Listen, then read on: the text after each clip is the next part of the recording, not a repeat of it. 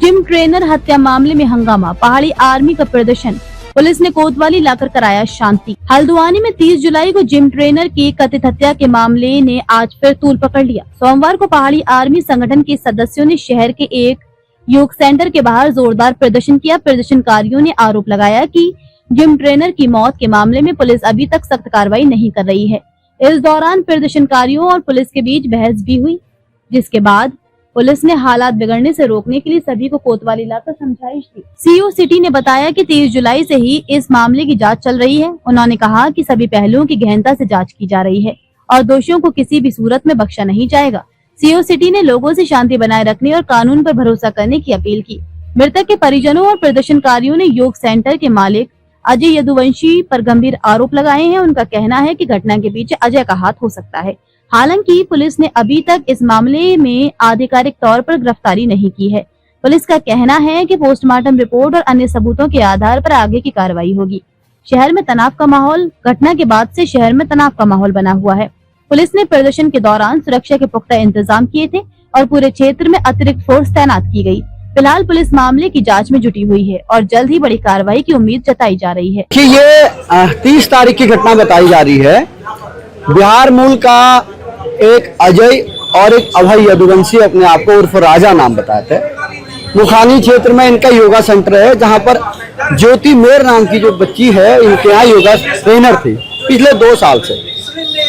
30 तारीख की घटना है। उनकी चाची को कॉल आता है कि उनकी बिटिया बेसुध पड़ी है उनके घर पे। उनकी चाची जाती है और कहा जाता है कि सुसाइड कर दिया। उनके पति आते हैं और इस पूरी घटना को सुसाइड करार के उसकी अंत्येष्टि कर दी जाती है। और उनकी माताजी और उनकी चाची पुलिस थाने के चक्कर लगाती है। 2-3 दिन तक कोई घटना पे सुसाइड करार देके कोई मुकदमा दर्ज नहीं होता है।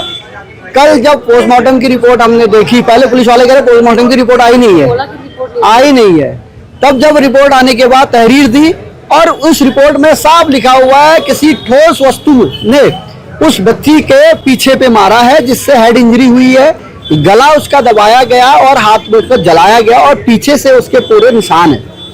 तो वो बाहर का व्यक्ति उसके घर में, वो वीडियो उसका जो सीसी कैमरे में देखा गया, पुलिस वालों ने हमें बताया कि बेटी जब योगा सेंटर में योग करा के वापस आई, कुछ मिनट के बाद वो व्यक्ति भी बाइक से आया, घर में लगभग 25 मिनट रहा। 25 मिनट के बाद मास्क लगा के वो वहां से जाता हुआ दिखाई दिया।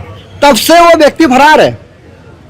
और उसका जो दूसरा भाई है उसका भी हमें नहीं पता अभी कहाँ है, वो क्या कर रहा है। अभी कोतवाली आए हैं, अब क्या? हम कोतवाली नहीं आए हैं, बल्कि हम उस अजय योगा सेंटर के सामने विरोध प्रदर्शन कर रहे थे कि इस व्यक्ति को पकड़ो।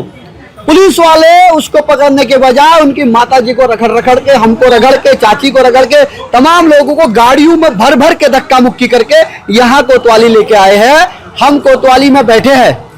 जब तक न्याय नहीं मिलेगा, हत्या आरोपी नहीं पकड़ा जाएगा, आश्वासन ये नहीं देते हैं, तब तक यहाँ पर बैठे हैं। और समाज से भी मैं कहना चाहता हूँ, आज ये घटना हो रही है हमारी बहनों के साथ और आप लोगों को हिंदू मुस्लिम दिखता है। अगर अभी कोई बंगाल में, कोई दिल्ली में किसी हिंदू लड़की के साथ मुस्लिम लड़के ने कर दिया होता है गंदा, अभी सड़कों में जो है ये हल्ला गुल्ला कर रहे हैं, आगजनी कर रहे होते। ये मत करिए। समाज में अपनी संवेदना को जगाइए। लड़कियां बेटियां सबकी है। पहाड़ के लोग जाएंगे कहाँ? नौकरियां कर रहे हैं दुकानों में, उनके तनख्वाह मार दे रहे हैं। लड़कियां नौकरियां कर रही किसी दुकानों में, उस पर गजर गिद्ध जैसी नजर डाल के जो है उनके साथ अत्याचार कर रहे हैं। हम बिल्कुल सहन नहीं करेंगे। ये माताजी है, इनकी बेटी की हत्या हुई है। पोस्टमार्टम रिपोर्ट में साफ नजर आ रहा है कि सर पे मार के, गला दबा के और शरीर में घाव करके उसकी मौत, उसको मारा गया है। जब ये बात आई तो हमारे ऊपर, हमारे जो पोस्ट थी सोशल मीडिया की, उसको हटाने के लिए दबाव डाला गया। इनको कहा गया कि हम आपका रिपोर्ट दर्ज नहीं करेंगे, हम आपका शिनाख्त वो नहीं करेंगे, उसकी तफ्तीश नहीं करेंगे। ये आई जब हमारे पास, तो हमने कहा यार ये तो बहुत गलत हुआ। अंकिता भंडार की मांगे ये हैं कि हमारे जो सरकार है, सरकार के नुमाइंदे हैं, पुलिस है, प्रशासन है, ये कहे, ये बताए कि कितने दिन में उनको गिरफ्तार करेंगे और क्या उनको सजा होगी, क्या उसको फांसी की सजा होगी। जिस प्रकार से दर्द इस माँ को मिला है वही दर्द उसको भी मिलेगा, क्योंकि एक लड़की जो पहाड़ से आई है, पहाड़ की है, वो अगर यहाँ पे कमाने के लिए आती है, अपने अधिकारों के लिए आती है, अपने जीवन को संवारने के लिए आती है, तो पहाड़ में एक सामान्य वर्ग की महिला, बेटी, बहन को ये अधिकार नहीं है इस राज्य में, इस राज्य के शासन में, कि वो आगे बढ़ सके। उसका शोषण हो रहा था वहां पे, उसने कहा कि मैं छोड़ूंगी, वो 31 तारीख को छोड़ने वाली थी वो योगा सेंटर, लेकिन उससे पहले ही उसकी हत्या कर दी गई। तो हर व्यक्ति को अभिव्यक्ति की आजादी है, राइट टू एक्सप्रेशन हमारा आर्टिकल 19 हमें देता है, लेकिन इसका अर्थ ये नहीं है कि पुलिस अपना काम नहीं कर रही है। पहले दिन से जो भी कवायद है, जो हमारी SOP है, उसका पालन किया गया है और ये सारी चीजें पोस्टमार्टम की रिपोर्ट से क्लियर होती हैं। पहले दिन से जो भी चीजें हैं उसमें पुलिस जो है जांच को विस्तृत लेवल पे एक एक पहलू पे जांच कर रही है, तो ये कहना थोड़ा अतिशयोक्ति होगी और इसका कोई कारण नहीं है। देखिए फर्दर डिटेल्स अभी मैं शेयर नहीं कर सकता, बहुत जल्द हम इस केस को वर्कआउट कर लेंगे, तो उसके लिए आप लोग आश्वस्त रहें।